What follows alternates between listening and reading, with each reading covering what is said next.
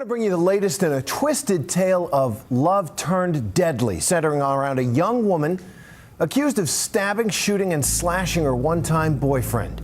As the gruesome details of this crime have been exposed in court, the bizarre turns just keep on coming, including explosive testimony from the other man in her life. ABC's Ryan Owens brings us the latest from Phoenix, Arizona. Admitted killer Jodie Arias has sobbed every day she's been on trial for the murder of her ex-boyfriend Travis Alexander. But prosecutors say tears shouldn't be enough to save her life. They say the petite, soft-spoken 32-year-old deserves to die because Alexander's death was so heinous. He was found butchered in the shower of his Mesa, Arizona home in June of 2008. He'd been stabbed 27 times. His throat was slit so deep he was almost decapitated. Jodie Arias became infamously known for the murder of her ex-boyfriend, Travis Alexander, in June 2008. The case, which played out in the media with as much fervor as in the courtroom, captured public attention due to its blend of romance, jealousy, betrayal, and brutality. This video explores the background of the individuals involved, the dynamics of their relationship, the investigation and trial, and the wider implications of the case. Jodie Arias was born in July 1980 in Salinas, California. Described by those who knew her as ambitious and artistic, Arias moved through various jobs and relationships before meeting Travis Alexander, a motivational speaker and insurance salesman, at a conference in Las Vegas in 2006. Alexander, born in July 1977, was known for his work ethic, charm, and active involvement in the Church of Jesus Christ of Latter-day Saints. Their relationship started as a long-distance romance, with Arias living in California and Alexander in Arizona. Despite the physical distance, the couple quickly became entangled in a relationship marked by high passion and, according to friends and family of Alexander, increasing tumult. Arias converted to Mormonism shortly after they began dating, seemingly to be closer to Alexander. However, their relationship was plagued by jealousy, secrecy, and the push-pull of attraction and repulsion, leading to their breakup in late 2007. Despite the end of their official relationship, Arias and Alexander continued a complicated and often covert sexual relationship. On June 4, 2008, Travis Alexander was murdered in his home in Mesa, Arizona. This photograph was taken moments before the murder. He suffered nearly 30 knife wounds, a gunshot to the head, and a slit throat. His body was discovered 5 days later by concerned friends. The brutality of the attack shocked those who knew him and immediately prompted an investigation. Jodie Arias quickly became the primary suspect, with evidence mounting against her.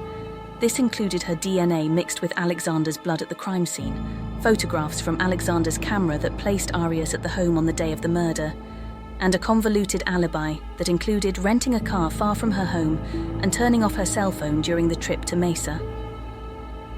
Arias's trial began in January 2013 after years of legal maneuverings. Throughout the trial, Arias's defense presented multiple narratives, initially claiming she was not at Alexander's house when he was killed, then asserting she killed Alexander in self-defense after he became violent. Arias took the stand in her defense, testifying for 18 days. Her testimony, which included explicit details of their sexual relationship and claims of Alexander's physical and emotional abuse, aimed to support the self-defense claim.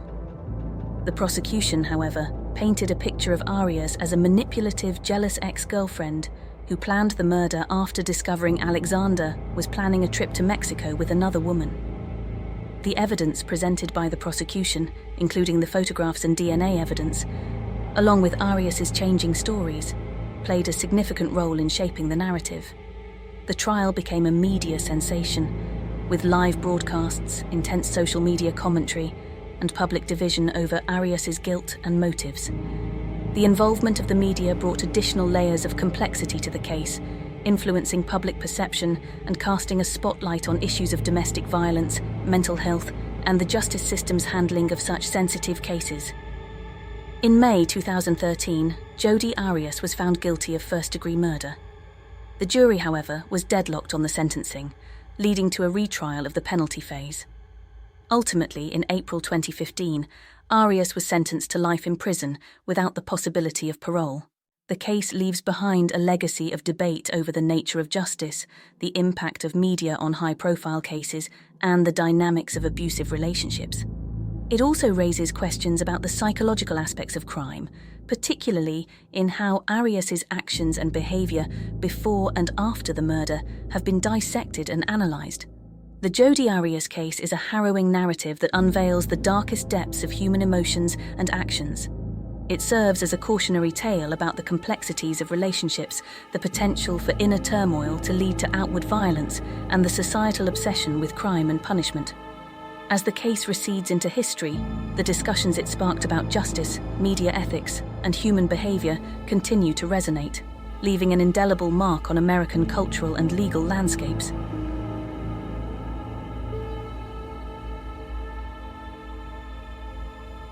Andrea, can you tell me your full and complete name? Andrea Yates, And how old are you? 36, And what's your home address? 942 Beachcomber, Houston, Texas, 77062. Okay. And you and I have been talking for a while, right? Yes, You understand your rights? yes, Okay, I'm going to read them to you again for the purposes of this recording, okay? okay, You have a right to remain silent, not to make any statement at all, and that any statement you make may be used against you and probably will be used against you at your trial. You understand that? yes, Any statement you make may be used as evidence against you in court. Do you understand that? yes, You have a right to have a lawyer present to advise you prior to and during any questioning. Do you understand that? yes, If you are unable to employ a lawyer, you have a right to have a lawyer appointed to advise you prior to and during any questioning. Do you understand that? yes, And you have a right to terminate this interview at any time. Do you understand that? yes, Okay. You've been treated for depression. Is that right? yes. And who's your current doctor? Dr. Said, And the last time you saw him? two days ago, Okay. This morning, what time is it that you got out of bed this morning? about 8:10. Okay. And who in your household was awake at that time? My husband, Mary, Luke, and Paul. Okay. And what time does Rusty leave for work? He left about 9. And by the time Rusty left, were all your children awake at that time? Yes, Okay. What was going on in the household at that time? Were they eating breakfast? yes, Or what? yes. What were they having? Cereal, Is that what you had as well? yes, And Rusty left? You filled the bathtub with water, is that correct? yes. And how many bathtubs are in your home? 1, So it's just the master bath, I guess you would call it. yes. Okay, is it a regular sized bathtub or is it a big one? Regular size, How far did you fill it? about 3 inches from the top. About 3 inches from the top. After you drew the bath water, what was your intent? What were you about to do? Drown the children.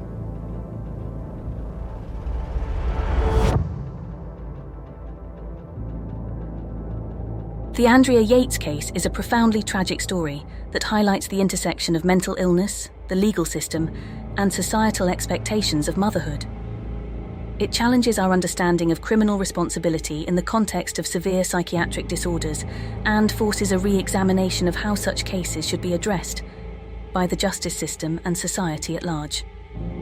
Andrea Yates was born on July 2, 1964, in Houston, Texas. By all accounts, she had a relatively normal upbringing, but began exhibiting symptoms of depression during her teenage years. Despite her struggles, she excelled academically and went on to become a registered nurse. In 1993, Andrea married Rusty Yates, and together they started a family, which eventually grew to include 5 children. the Yates family lived a life deeply rooted in their religious beliefs, which influenced their decisions, including Andrea's role as a stay-at-home mother. After the birth of her fourth child, Andrea's mental health began to deteriorate significantly. She experienced severe postpartum depression and psychosis, conditions that can occur after childbirth. These mental health crises led to multiple suicide attempts and psychiatric hospitalizations. Despite her obvious suffering and the grave warnings from her psychiatrists, the pressure to continue having children and the isolation inherent in her role at home persisted. Andrea's illness was compounded by the extreme religious beliefs of a preacher whom Rusty admired, which suggested that mothers were responsible for the damnation of their children if they did not adhere to certain strictures. On June 20, 2001, in a devastating culmination of her untreated or inadequately treated mental illness, Andrea Yates drowned her 5 children, Noah, John, Paul, Luke, and Mary, in the bathtub of their family home. After committing the act, she called the police and her husband to confess. The horror of the crime, combined with Andrea's calm confession, sent shockwaves through the community and the nation. Andrea was charged with capital murder. During her 2002 trial, the prosecution argued that she had planned the murders to punish her husband, seeking the death penalty. The defense contended that Andrea was not guilty by reason of insanity, emphasizing her long, documented history of severe postpartum psychosis and depression. Despite expert testimony regarding her psychiatric condition, the jury found Andrea guilty, and she was sentenced to life in prison. However, this verdict was overturned on appeal due to erroneous testimony from a prosecution expert witness. In 2006, Andrea was retried with a sharpened focus on her mental health. This time, the jury found her not guilty by reason of insanity. She was committed to a state mental hospital, where she has since remained, receiving treatment for her condition. The Andrea Yates case forced a national conversation on several critical issues. First, it brought to the forefront the realities of severe postpartum depression and psychosis, conditions that were poorly understood by the public and inadequately addressed by the healthcare system. It highlighted the dire need for comprehensive mental health care and the importance of recognizing the signs of postpartum disorders early to provide the necessary support and intervention. Second, the case raised questions about the legal system's handling of defendants with significant mental illnesses. The distinction between legal and medical definitions of insanity, the appropriateness of the insanity defense, and the treatment of mentally ill offenders in the justice system became topics of heated debate. Third, it examined the role of religious and cultural expectations in shaping the lives of women, particularly mothers. Andrea's case underscored the potential dangers of extreme religious beliefs and the societal pressure on women to conform to certain models of motherhood, often at the expense of their health and well-being.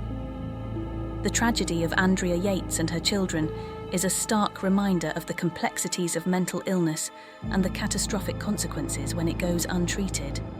It serves as a call to action for improved mental health services, especially for new and expectant mothers, and for a legal system that more adequately accounts for the realities of mental illness. Additionally, it invites reflection on the pressures placed on women in their roles as mothers and the need for a societal shift towards understanding, support, and compassion for those struggling with mental health issues. The Andrea Yates case remains one of the most heart-wrenching and complex legal cases in American history, emblematic of the urgent need for progress in how society views and deals with mental illness.